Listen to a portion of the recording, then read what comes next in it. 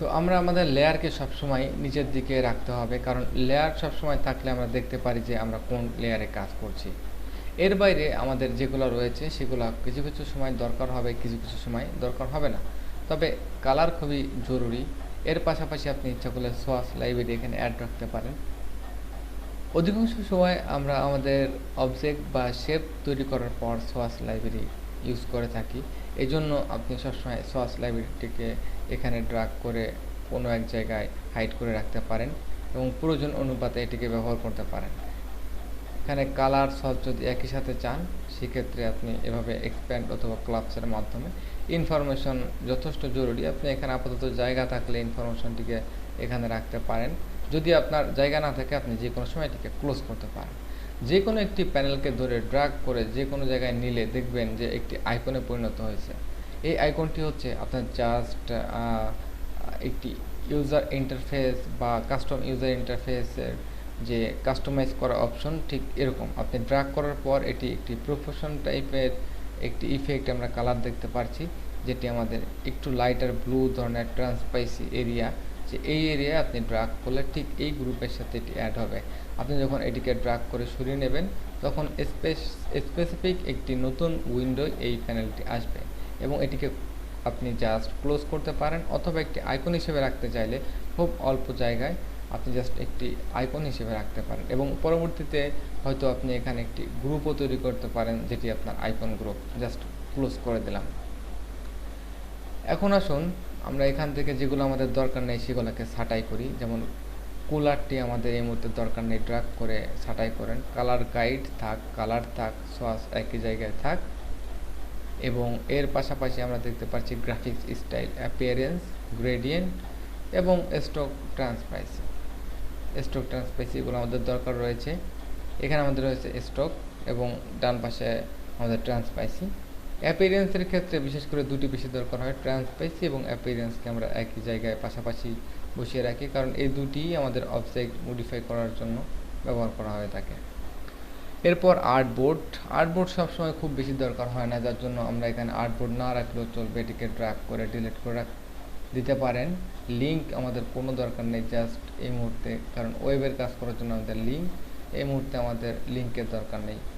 এখানে আমাদের দেখতে পাচ্ছি অ্যাকশন, এই মুহূর্তে আমাদের কোনো অ্যাকশন করার কোনো দরকার নেই, এই জন্য এটিকেও ড্র্যাগ করে আপনি এখান থেকে ডিলিট করে দিতে পারেন। লেয়ারটিকে আপনি ভিজিবল রাখতে পারেন। মনে রাখবেন আপনার যখন যেটি বেশি দরকার হবে তখন কিন্তু সেই প্যানেলটি আপনার হাতের কাছে রাখতে হবে। এখন আসুন আমরা এখান থেকে এডিট মেনুতে ক্লিক করে আস্তে আস্তে করে জানি যে এডিটে আপনি কন্ট্রোল জেড দিয়ে আনডু করতে পারেন, শিফট কন্ট্রোল জেড দিয়ে রিডু করতে পারেন।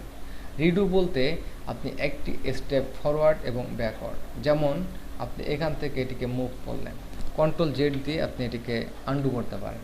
কিন্তু আপনি এটিকে মুভ করলেন 3 বার, তখন কন্ট্রোল জেড 3 বার চেপে আনতে পারেন এবং কন্ট্রোল শিফট জেড চেপে আপনি আবার ফরওয়ার্ড করে দিতে পারেন, যেমন রিডু। অনেক সময় আমরা অ্যাডোব ফটোশপ অথবা অ্যাডোব ইলাস্ট্রেটরে যদি আমরা বিশেষ করে মাইক্রোসফট ওয়ার্ডের মতো কমান্ড দিয়ে ফেলি, যেমন control Z for undo, control Y for redo, তখন দেখবেন যে কন্ট্রোল ওয়াই প্রেস করার সাথে সাথে এটি আউটলাইন মোডে চলে যাবে। সুতরাং আউটলাইন মোড আমার এখানে দরকার নেই। তো আমাদের মনে হয় সবথেকে বেটার হয় আমরা একটু মেনুর দিকে লক্ষ্য করি, তারপর একটু অ্যাডভান্স পর্যায়ে আমাদের এখানে প্যানেলগুলো রয়েছে সেগুলো নিয়ে কাজ করি। টাইপোগ্রাফি অনেক বড় একটি চ্যাপ্টার, অবশ্যই এই সম্পর্কে জানতে হবে। তো এডিটের আনডু রিডু সম্পর্কে আমরা ধারণা নিলাম। Cut copy paste. Cut copy paste হয়তো সবাই খুব সূক্ষ্মভাবেই জানেন যে কাট করলে এটি কাট হয়ে যাবে এবং এডিটে গিয়ে আপনি জাস্ট যে কোনো জায়গায় পেস্ট করতে পারেন।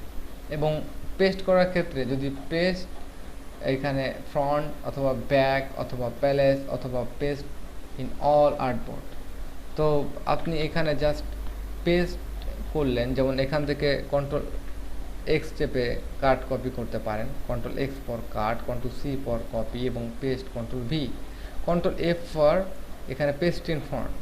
তো আপনি ফ্রন্ট বলতে আপনি যদি ব্যাকে পেস্ট করতে চান তাহলে এটি কিন্তু ব্যাকে পেস্ট হচ্ছে।